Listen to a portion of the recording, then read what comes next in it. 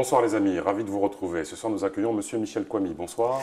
Bonsoir Monsieur Amri. Vous êtes maire de Regina et si vous êtes là ce soir, c'est pour qu'on essaye d'en savoir un peu plus sur l'histoire Pierre Désert. Qu'est-ce qui se passe avec Monsieur Pierre Désert? Vous avez été débouté et vous recommencez la procédure. Expliquez-nous. Alors je recommence la procédure. Ce n'est pas par ce biais-là qu'il faut prendre les choses. Il faut prendre le biais du conseil municipal qui a été convoqué samedi 2 décembre pour que le conseil municipal soit informé de l'état des procédures et que les membres du conseil municipal décident de l'intervention de la commune dans ces procédures. Il y en a plusieurs. Je dirais qu'il y en a 4. Il s'est trouvé qu'à cette occasion, M. Désert s'est présenté en tant que conseiller municipal. Il lui a été dit très clairement que sa présence n'était pas, non pas souhaitable, mais n'était pas légale, au sens où les matières qui étaient versées au débat le concernaient directement ou indirectement. Est-ce qu'on peut rappeler à nos téléspectateurs qu'à chaque fois qu'un conseil municipal se réunit, dès lors que l'objet d'une délibération concerne une personne présente, a fortiori un conseil municipal, celui-ci doit quitter obligatoirement la salle du conseil municipal? Absolument. C'est la loi. C'est dans la loi. C'est dans la loi, puisque si la personne participe au débat... Oui, si elle participe au débat, si elle participe au vote, la délibération qui est prise est nulle.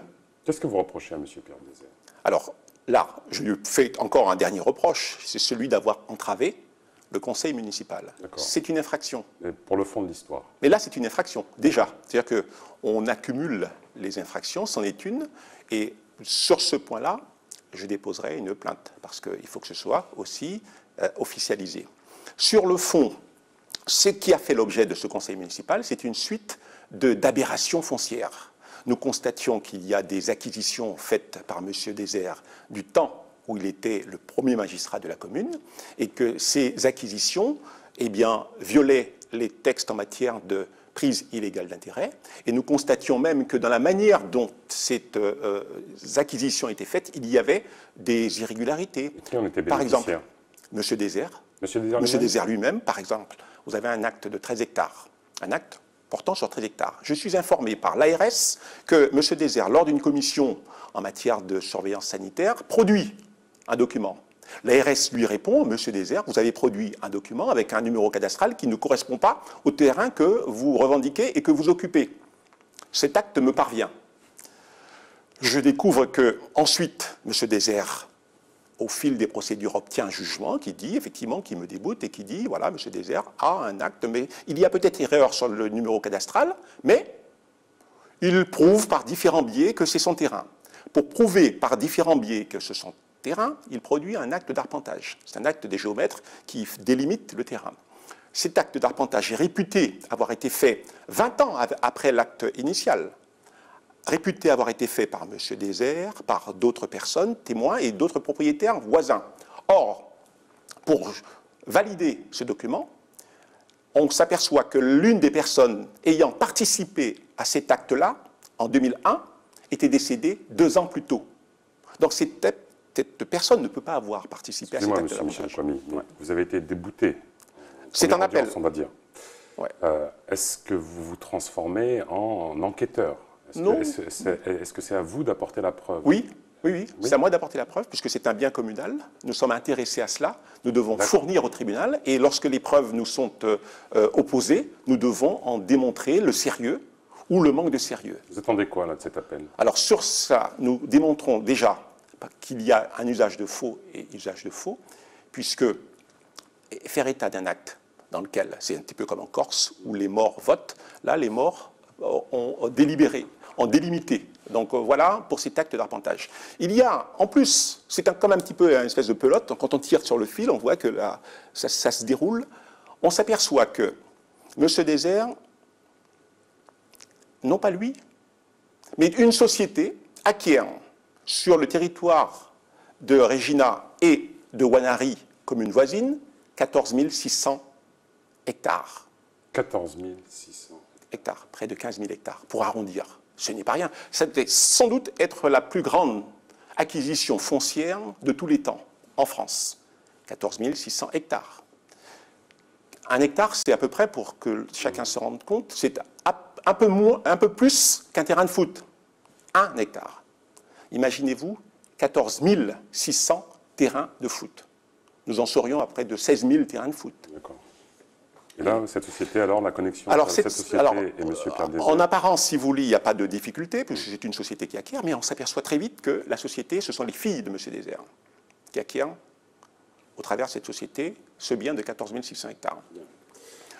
On se rend compte, sans aller plus loin, parce que vous m'avez posé la question, on se rend compte qu'à l'époque de cette acquisition, c'est sur le territoire de la commune, pour une partie, M. Dézère est maire de la commune. Et que cette acquisition faite sur le territoire de la commune s'est affranchie de certaines règles en matière de droit de préemption. Par exemple, la commune ne peut pas préempter, puisque le maire est aussi intéressé. On s'aperçoit que France Domaine, par exemple, à l'époque, les services en charge du foncier... Il y a une collusion avec l'État? Oui. On s'aperçoit... Votre sourire est révélateur. On s'aperçoit que les services de France Domaine ne peuvent pas indiquer de prix. Parce qu'il y a cette acquisition. Alors vous me posez la question, très subtilement, est-ce qu'il y a une collusion? Ce qu'il y a, c'est qu'il y a, à tout le moins, une manière de fermer les yeux. Une manière de fermer les yeux, et je ne peux pas croire qu'il n'y ait pas, si vous voulez, une parfaite connaissance de l'opération par les services à un niveau très haut placé. Ce sera à la justice faire son travail. En tout cas, vous êtes déterminé, pas de problème. Revenons-en à vous, en tant que maire. Régina, une ville... il ne se passe jamais rien. Qu'est-ce qui se passe, monsieur Kwame? Alors, on y revient, alors.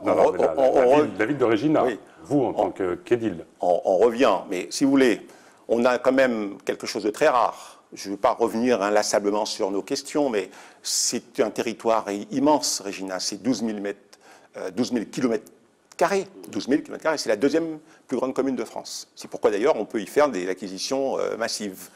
Donc, il s'y passe quelque chose. Je pense que ça, ce n'est pas anodin. Et que je ne devrais pas être seul, et je ne le suis pas, si vous voulez, avec l'équipe rapprochée, mais on sent quand même qu'il y a une grande forme d'indifférence, par ailleurs, par rapport à ce type de pratique, parce que c'est quelque chose, ce sont des choses qui sont installées depuis longtemps et que finalement, par habitude, tout le monde semble s'être fait à cela. Michel Kwame, homme de droite, revendiqué, vous êtes toujours adhérent à LR? Oui, oui, oui. Vous allez voter? Oui, certainement. Alors, je n'ai pas encore des indications sur l'organisation du vote localement. Portelli, de Malan ou non, je pense que ce sera Wauquiez parce que c'est un petit peu le courant majoritaire. Il n'y a peut-être pas forcément lieu de créer, mais je prendrais volontiers, si cette dame Portelli est élue, je trouve que c'est aussi une bonne chose. Le plus jeune, là, qui se présente également, mais je pense que d'ici, avec les difficultés que nous avons par ailleurs, ce n'est pas la priorité des priorités que de s'occuper aujourd'hui, qui sera à la tête de ce mouvement. Je pense qu'il y aura nécessairement quelqu'un à la tête. Aujourd'hui, nous avons Emmanuel Macron, dont on observe le travail. On essaie de voir un petit peu dans quelle direction cela va. Il y a pour beaucoup des choses qui, sur le plan économique, sur le plan sociétal... Voilà. Attention, monsieur... On me dit, dans l'oreillette, on me gronde, parce que le format d'émission est déjà largement dépassé. Nous nous reverrons avec grand plaisir. Merci d'avoir participé à cette émission, monsieur Kwame. Les amis, merci pour vos retours. Tenir et se tenir. Djambé, à bientôt.